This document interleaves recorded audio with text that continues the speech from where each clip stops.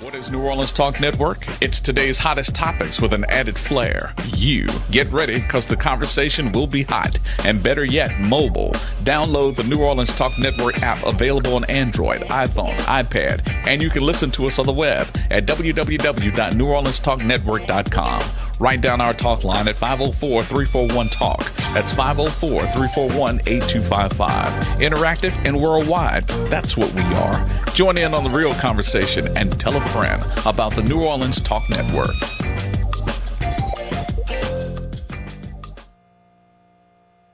Hi, I'm Sheriff Joe Lapinto, and you are watching the New Orleans Talk Network.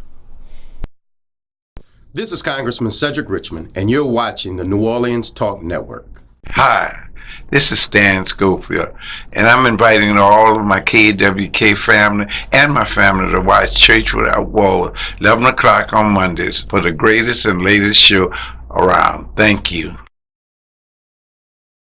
Hi, this is Stan Schofield.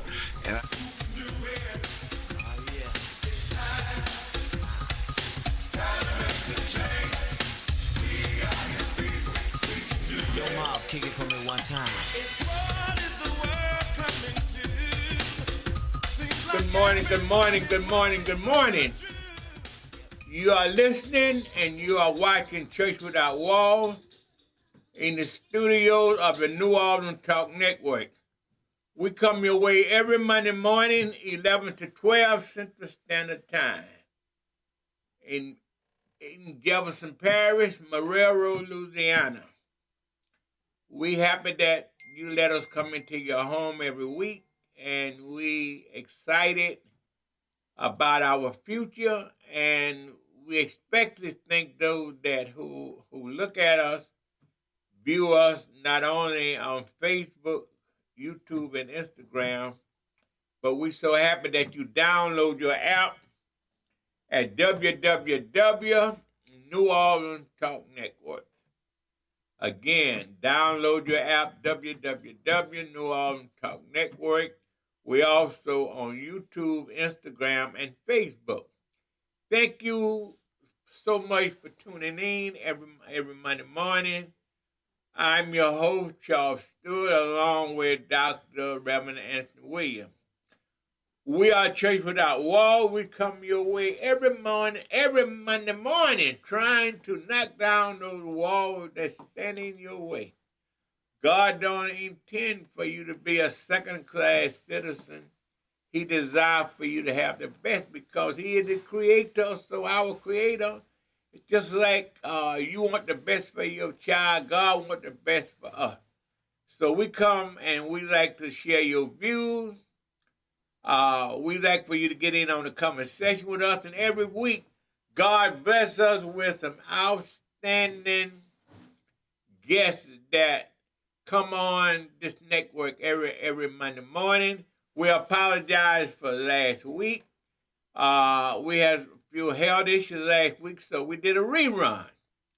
But we back in the studio. Today we are live.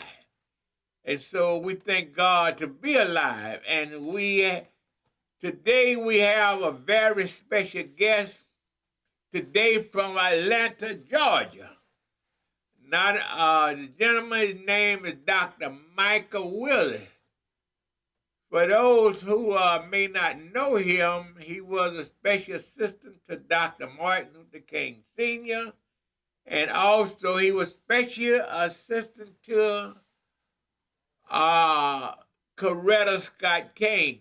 And we're so happy to have him on our show today. And our topic going to be racism and economics. And that is an issue that needs to be addressed. And we ask you to join in with us, and we're going to ask our guest. I know he's been around it for years. And Dr. Willis, are you on?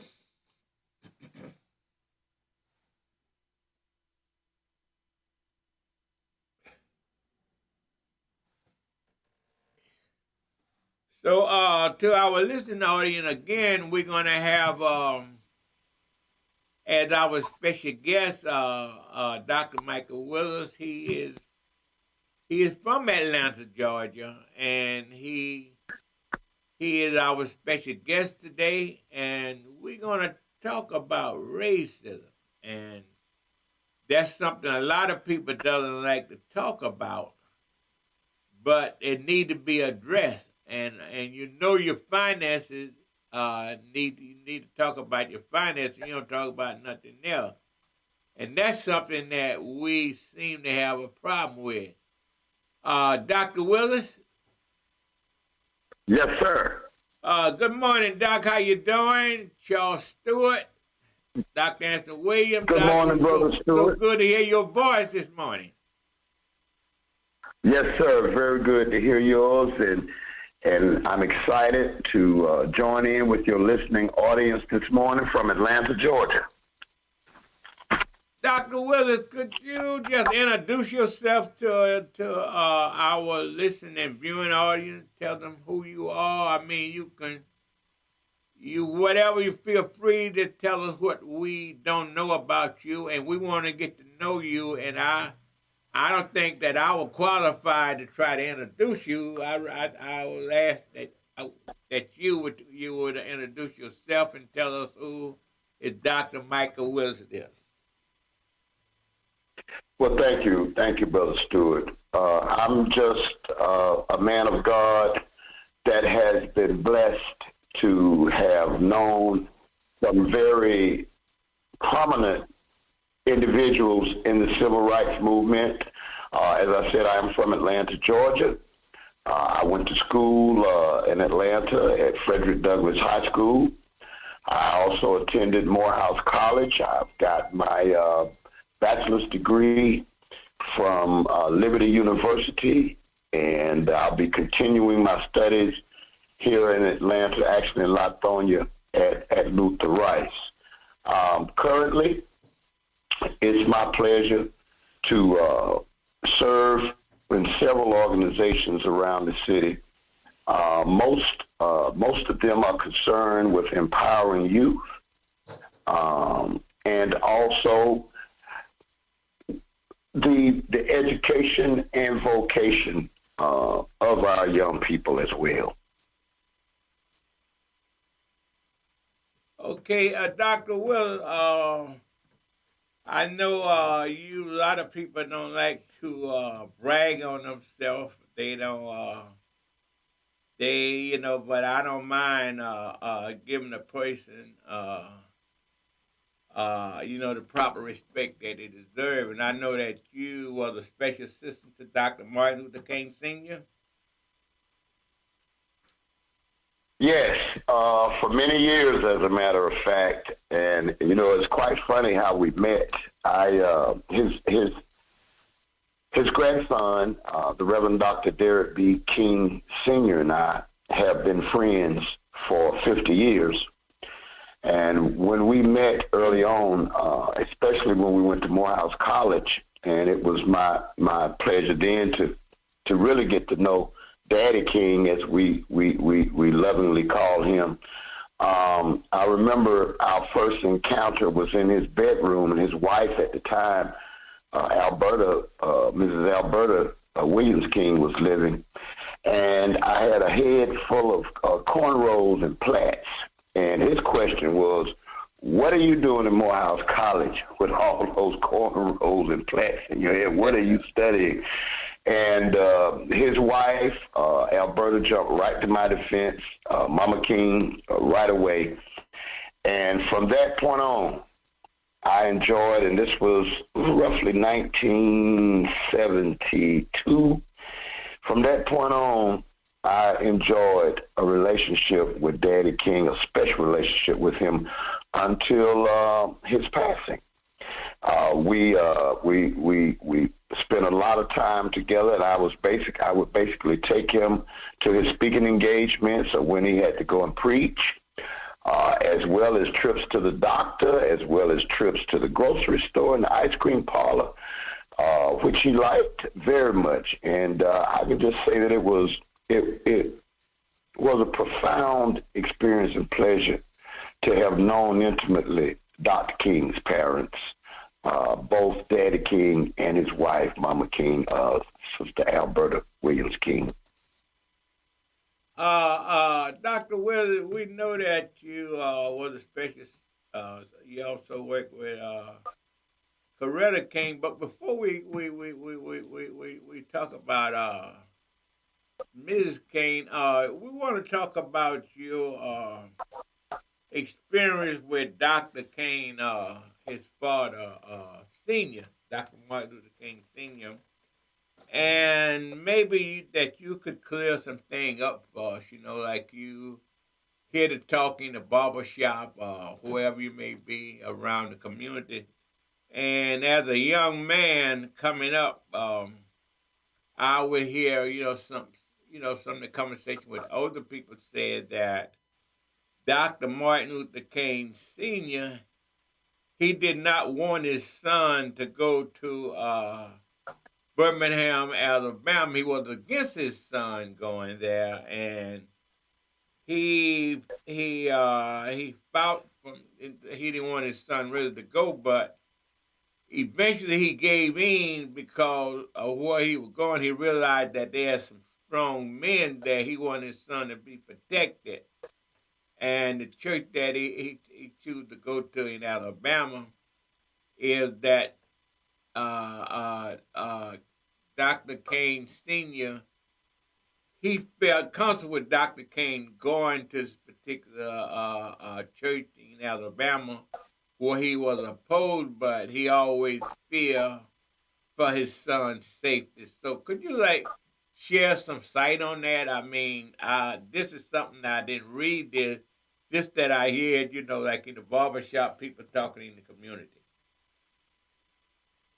Oh, yes. I don't want to give any inaccurate information. And certainly I was not privy to, any conversation, Dad, and I lovingly call Daddy King, Martin Luther King Sr. Dad, and his son, Dr. King. But I will say this, that I know that any concern that Dad might have had about Dr. King going to Birmingham simply rested with Dr. King's physical health.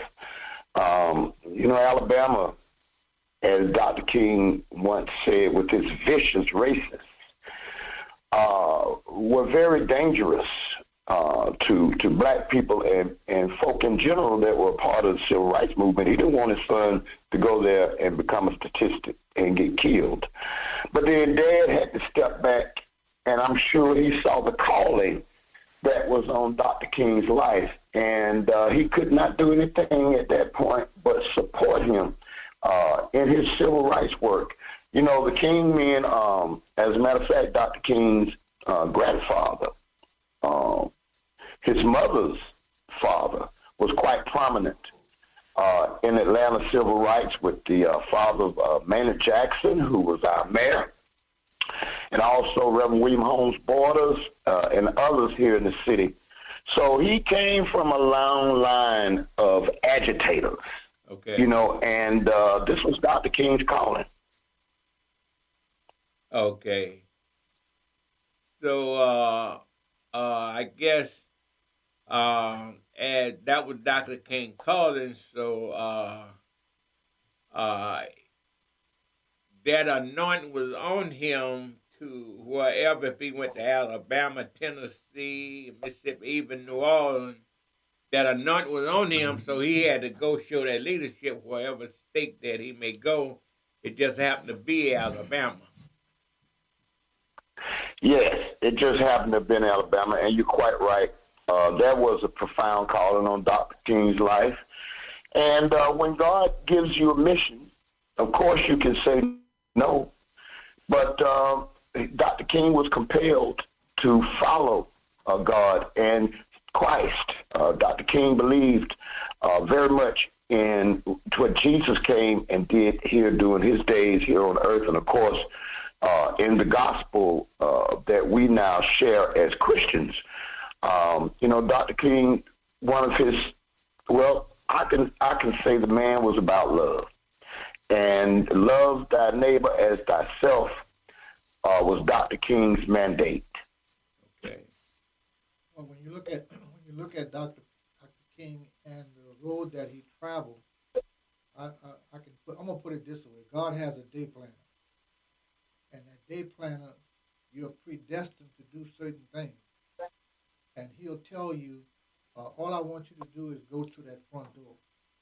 But on your way, you're gonna encounter some roads that's gonna get your attention, and if you sidetrack yourself to those roads, then you're not doing what He instructed you to do. In that last speech that Martin Luther King preached, when he says, I've been to the mountaintop and I've looked over and seen the promised land, he was actually prophesizing his death. Oh, yeah. You know, Dr. King traveled widely around the country and around the world, actually, but particularly here in the Southeast, where we reside, was his pulpit. Because although racism and what have you, the likes, that go along with racism, was a big problem in the South, but America is basically racist. And I think today we see that even more with our president that we have today, who, has refused to come out and decry white supremacists.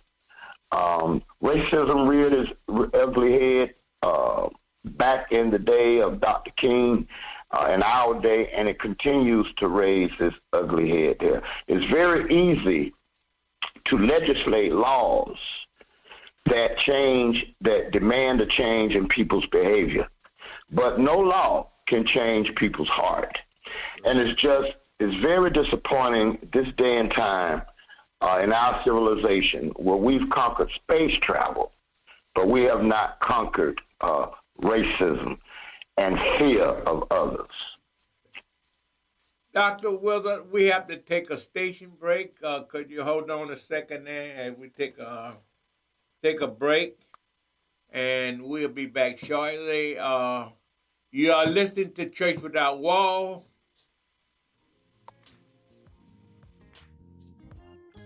Charles Stewart. We'll be right back.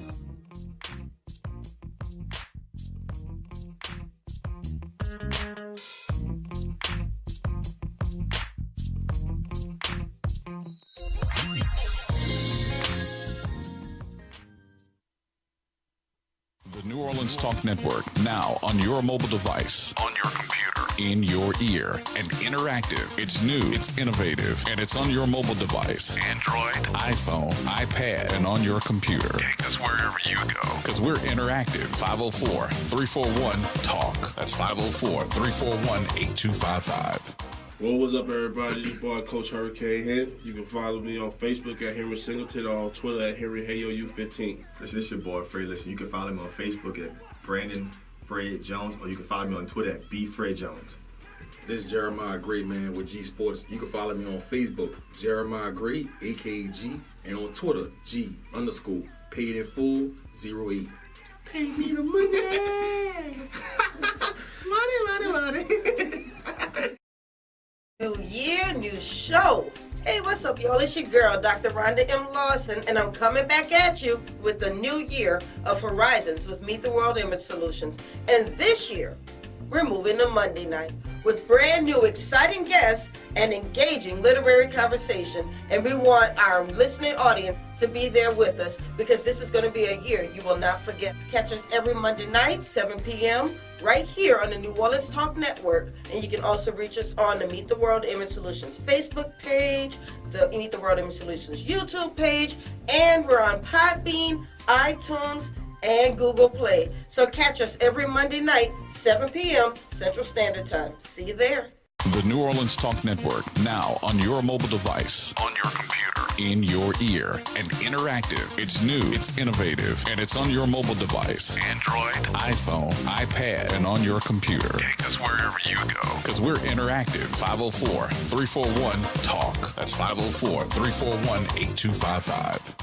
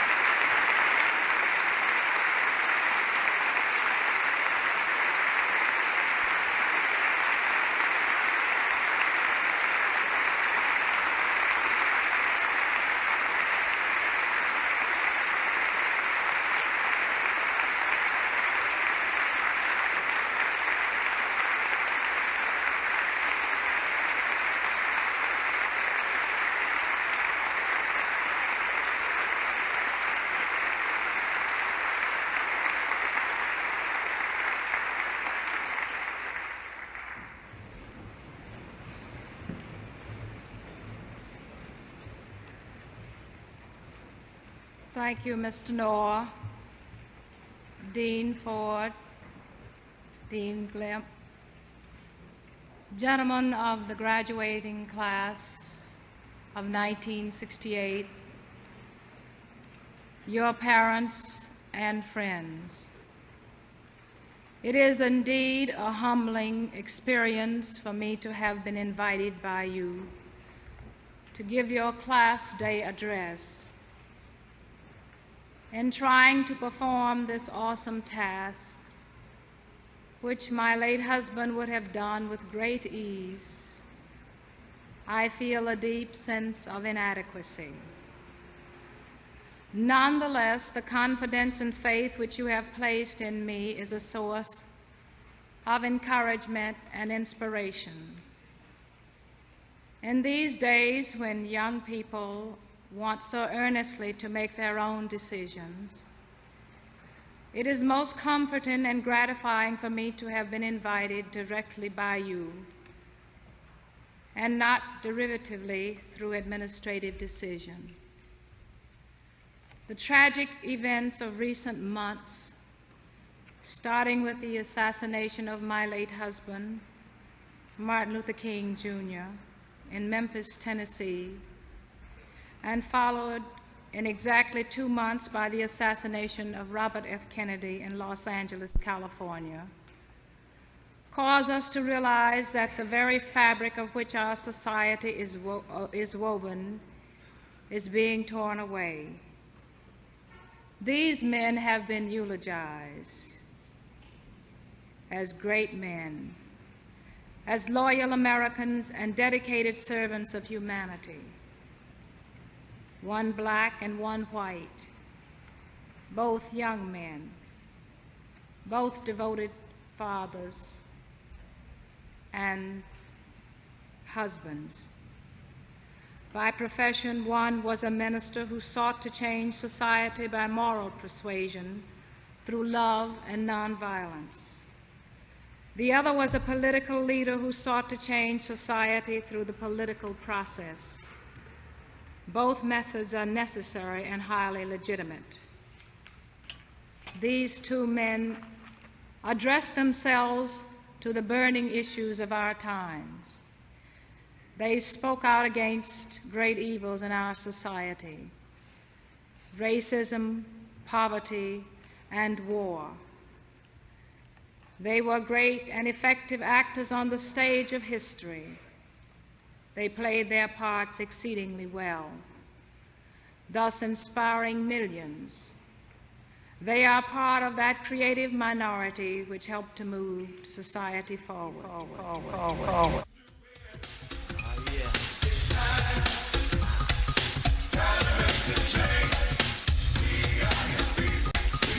Yo, Mom, kick it for me one time.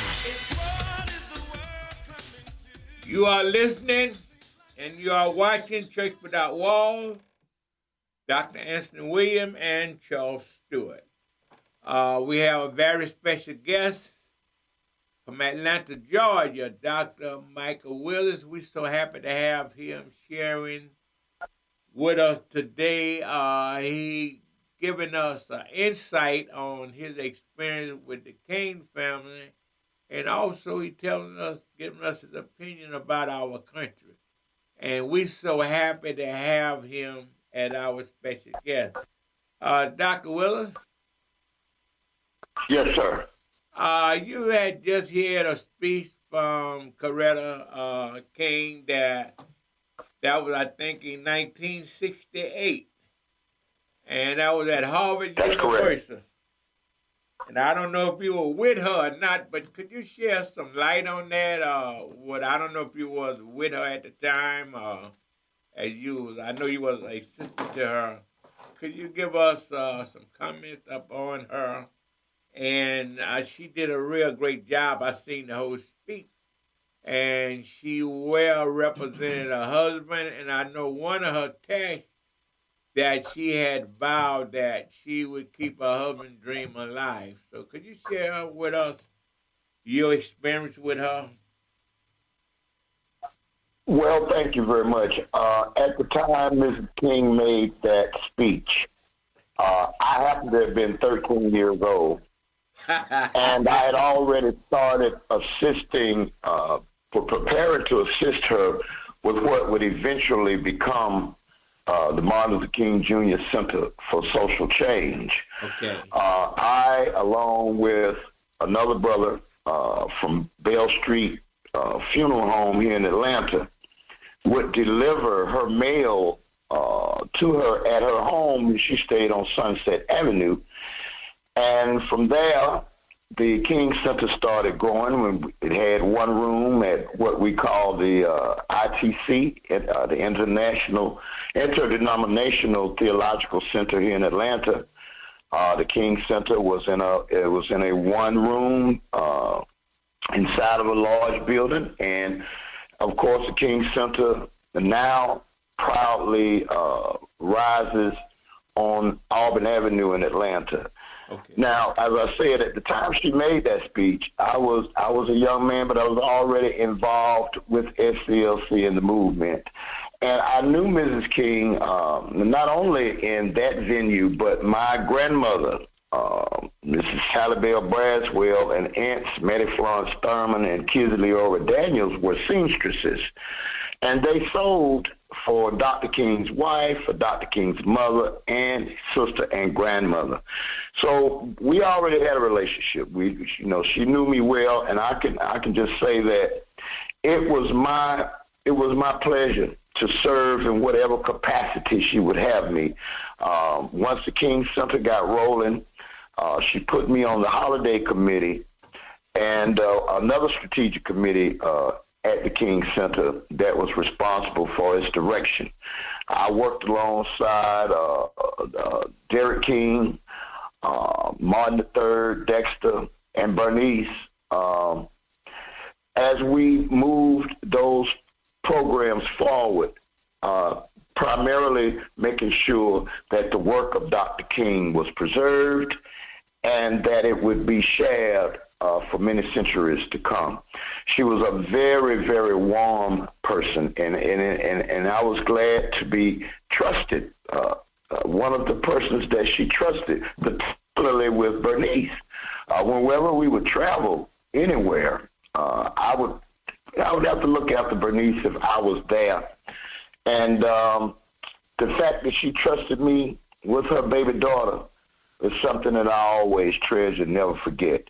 But you're right that it was her concern that Dr. King's work lived on forever, and she certainly be admired for the tenacity and staying power she gave that project. And of course, today you see the Martin Luther King Jr. Center for Social Change National Park. Dr. Willis, when we look at the two men that she spoke about, her husband and also the President of the United States, those were two men operating in different perspectives as far as our nation is concerned. How do you see the plight that they took, and how does it affect us as a community today? Okay, if I heard you correctly, you're asking me about the state of affairs today, and I don't know if it specifically relates to civil rights, but I will say this, that Black America is, in my mind, in murky waters, if they're not in some trouble these days. And mainly, and I attribute that to the racism that we face, the economics of the time, and the hostile attitude of, unfortunately, our leaders in state houses and our leaders in Washington, D.C. I think one of the biggest things that we face is a challenge with our young people, and that education and vocation should become mantras of today, because we have to move forward as a people, but we cannot move forward if we're stagnated economically. As far as civil rights go and the rights and things that we enjoy today, certainly they were legislated in the 1960s with the 1963 and 64 Civil Rights Bill and Voting Rights Act. We've enjoyed the protection of our Constitution like any other citizens. I should say we should enjoy it.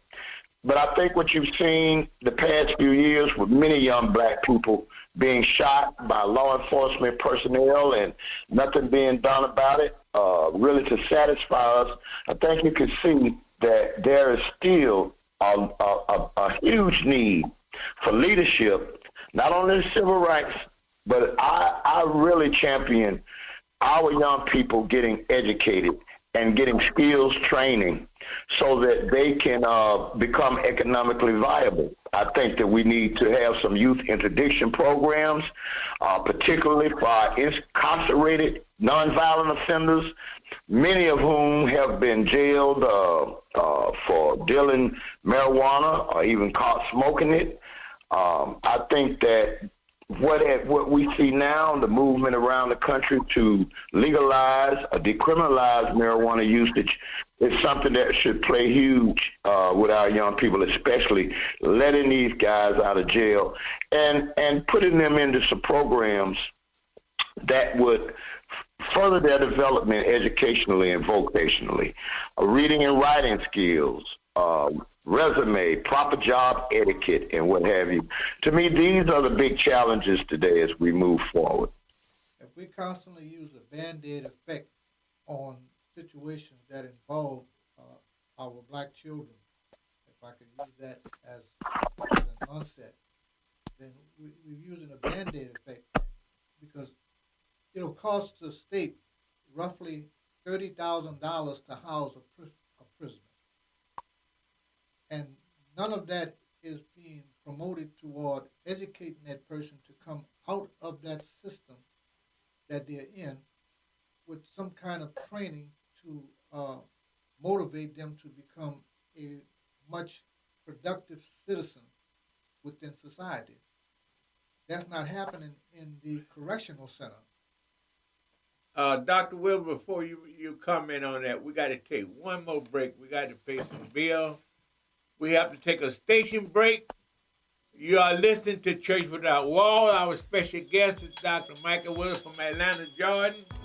You'd like to get in on the conversation, you can dial 1-563-999-1808.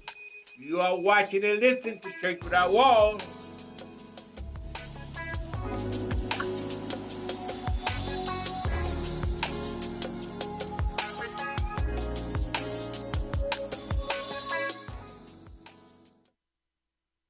Are you looking for a home to live stream your next event? Give us a call here at Bethesda Community Event Center, the only place on the Gulf Coast that can host and broadcast live your wedding reception, your baby shower, business seminar, and any other special event. Give us a call at 504-708-9454 for more details.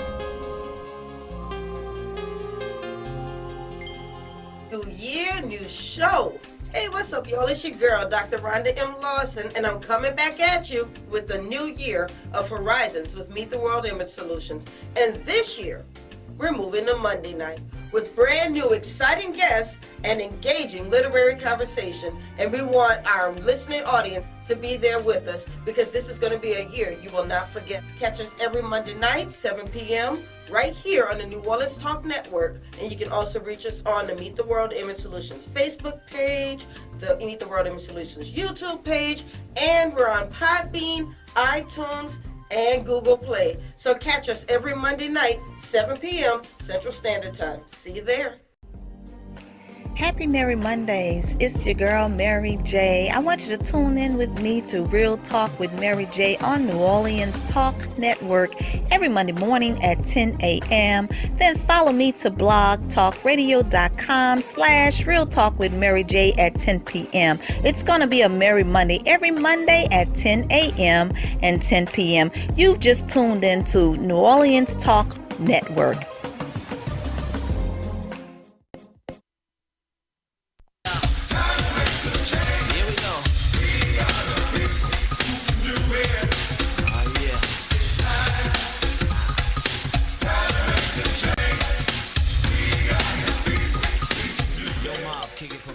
We are back. You are listening and watching Church Without Walls. We have it. Our special guest today is from Atlanta, Georgia, Dr. Michael Willis. So we certainly proud that he is on with us, sharing some things that we don't even know about, and he's giving us some insight how to knock down some of the walls that's standing in your way. And before we took a break, Dr. William, you was asking Dr. Willis. When we look at Dr. Willis, did you understand my question? Dr. Willis. No, please. Well, you were breaking up. Please repeat it. Okay. When we look at what's happening with our black youth today being locked up for marijuana and charges like that and being given a minimum of anywhere from maybe 10 to 15 years for just having a cigarette on them and stuff like that. But there is nothing to promote them toward educational or economics when they come out of the system. There is really no educational program that are actually trying to rehabilitate them to fit back into society. So when we look at that and we look at the dream that Martin Luther King had, what are we doing to make that dream become a vision in society today? Well, that's a very good question. Unfortunately, today, black youth are 5 times as likely to be incarcerated as white youth. And then black men, according to statistics, are nearly 6 times as likely to be incarcerated as white men. So we have this large prison population that is colored, that is colored by our people, mainly. And I think what we need to concentrate on is kind of like getting back to some of our roots. Family, the importance of family, the importance of having a spiritual life. Of course, I'm a Christian. I believe very deeply in my practice. And I think that today, that's not very prevalent. We have a lot of households, and we know this, we have a lot of households of single parents. And it's just very difficult for a parent to go to school, to go to work and provide for their family, and then come home and provide for their children. I think what we need to do as a community is refocus our efforts. Look, these gangs need to go. They've been a big problem in our neighborhood for years. And of course, it's not that kids don't need to belong to something, but the kids don't need to belong to any violent groups or organizations, that push these social ills into our community, the drugs and what have you. And I think that a lot of these young people, if we can get them early enough, then we can envision them one day being a significant part of the dream Dr. King saw for America, saw for black folks, saw for all of us coming together. And I'd just like to mention Dr. Larry Oney, who's president of Hope and Purpose Ministries right there in New Orleans, Louisiana. And what his ministry is doing, he is going into the jails to interact with our young people, to get reading and writing programs in there, to help these young men and young ladies develop skills that they can come out and be participants, positive and prosperous participants in our community. Can you look at the penal system today as the new plantation? Can you see where the penal system now is conducting their mentality as far as a penal system is concerned? That's the new plantation for black folks today? Oh, no doubt, no doubt. It's jail here in America. We'd rather send you to jail than send you to a modality that would enhance you as an individual and to lessen the chances, rather, of you being incarcerated. Yeah, and that's the mentality that needs to change in this country. We lock up, I think, per capita, more people than anybody else in the world. I have to check those statistics, but I know a few years ago that was true, and we still continue to do it. And I think that we need neighborhood involvement to get involved with the local jails, the state prisons, and what have you, and demand through the legislators that the attitudes regarding these youth incarcerated be changed. Dr. Willer, from my point of view, I think that the jail is a business, from my understanding, for a while across this country. If you want to build a prison institution, they would, I think they would sign the government would sign a contract with you, guarantee you that over 80% would be filled. And so that's a business. And you know, I think that it started years ago, and I think that our leaders did speak up. For instance, like, when they realized that jail was big business, like I said, I didn't have family people that was in jail. I mean, at most these prison institutions, they got like a lot of little sideline rehabilitation camp they have. They sell those kids what a honey bun costs $1.75 when you get them in the store for 45 and 50 cents. So it's a big business, and the thing that I think that the biggest mistake was made when they started building these prisons. They started to make them air conditioned, color television. I mean, it's almost like they're going on a little vacation or something. I mean, they have good food. I mean, you know, I know my brother was in jail. He used to brag on about the guy that was in jail with him on a restaurant. He would brag about how good the food was. So it's no other word, in order to control something, anything, it could be an animal, a human being, anything, you got to have some kind of fear that a person has to fear something, but they making it convenience for them to want to go to jail. Oh, yeah, that's very troubling. You know, the Washington Post just pointed out not long ago that as long as the government has kept track, the economic statistics have shown a very troubling racial gap. You know, black people are twice as likely as white people to be out of work and looking for a job. The high school dropout rate is high among black youth, especially black males. You have more black males in jail than you have young black males out here working today. So I think that it's very easy to see that there are some forces in our society in America that would rather see young blacks or black folks at large not be able to contribute to society as a whole. They would rather see us locked up and not competing out here every day for jobs with white children. You know, and I don't espouse racism of any kind. You know, I believe in loving thy neighbor as thyself.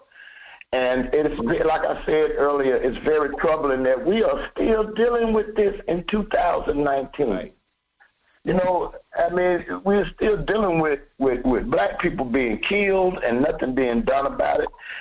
We're still dealing with the court system overrun, with young blacks being jailed. And I go again with drugs, but particularly marijuana.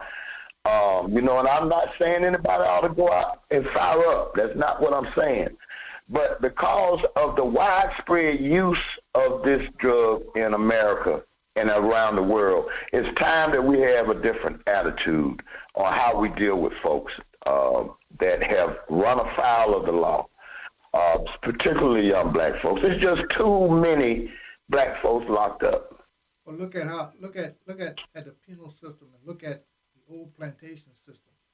It is basically the same, because when we look at it, Yes, it got it to is. a point where when we were coming out of school back in the '60s and whatnot, we were going to school coming out doctors, lawyers, engineers, and whatnot, and those people put laws in place that cut down the restriction of the parent on the kids, because it got to a point where you could dial 911, the police would come if your child had a weapon or something on you, they'd wind up putting you in jail.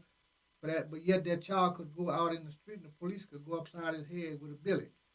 You've got the same penal system that they had then, where we were used as a production to have children to put out in the field. And today that mentality has been passed down to our youth. They think it's a manhood on how many children you can make by how many women or whatnot. We have to change the focus, do something to try and change the focus of our youth, because that's the generation that's coming. And if we don't salvage something out of our generation that's coming, we are going to become a lost people. I have to agree with that, and it's a very grim outlook. Once again, our households that have single parents in them, I won't say that households that have two parents in them are households that incur less trouble, less problems with family matters and with young people. But at least there are two parents there to try to handle it. And the fact that a lot of our kids come from single-parent homes, they've just not been exposed and not had that experience where you have a parent that's at home and making sure that they are going to school, getting their schoolwork. I mean, look at the dropout rate. The dropout rate is terrible in our community. You know, why is it that school is not important in our community? Is it that we're not stressing it at home? Are we not stressing it enough in our community-based organizations? I mean, it's the responsibility of us now. We have to stop looking outside of our race for answers to our problems. We have the ability, the capability to address all of the ills that affect us as black folk economically, socially. We don't have to look any further than our front doors to find out what's wrong within our homes, and we don't have to look past our community to find the answers, I don't think.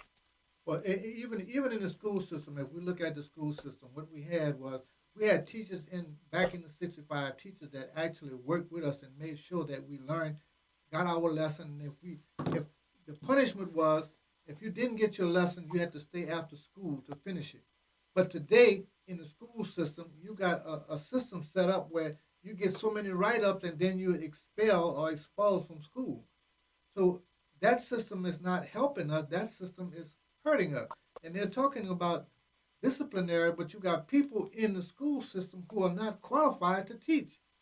And those people are being put in that system, that's just my opinion, in that system to handicap a lot of people, because there are a lot of kids in there have the ability. You think if our kids can take book sacks off of their back and put beepers on their belt and formulate an organization and distribute drugs to the community, they have that ability to do whatever it is that they want to do if they would put their mind to it. But who do we have that's actually training them to become what they are not? Well, you know, school and discipline in school is a big issue. And I won't heap on the educators, the instructors and teachers' head to solve everything that's wrong with our youth today. I think it's got to start at home. We send to school too many kids with bad behavior, and I don't know how else to say it. They go in, they decide that they're not going to do their work. They talk with the teacher, talk to the teacher any kind of way, are disruptive. And I think, and I'm not saying all students are. Thank God, this is not all students, but it's a good portion of our children that come from our neighborhoods that are undisciplined and go in and totally wreck a school day. Now, I can't blame the educators, the teachers for, in those instances, of writing somebody up and they finally get tossed from school. We have alternative schools here in the city of Atlanta where any kids that present a major behavioral problem, they're sent to an alternative school that is full of other kids that have bad behaviors, and of course that can't be good for anybody. So I think we need to start at home. We need to start at home making sure that our kids behave properly, that we give them manners and we teach them how to go out and act in public, and it's just not happening. Well, when you look at the fact that parent goes back to the end to the school, and they want to jump on the teachers for actually putting that child in check, that's where the problem comes in. Dr. Willis, I'm sorry, we're going to have to end the show. Our time is up. It's been certainly a pleasure to have you on the show today. And we, Dr. Wade and myself, we really appreciate you taking the time out of your busy schedule to share with us in this hour with Church Without Walls. And certainly, if ever you come to the city of New Orleans, please let us know you're coming. We would love to have you in the studio. Yes, sir.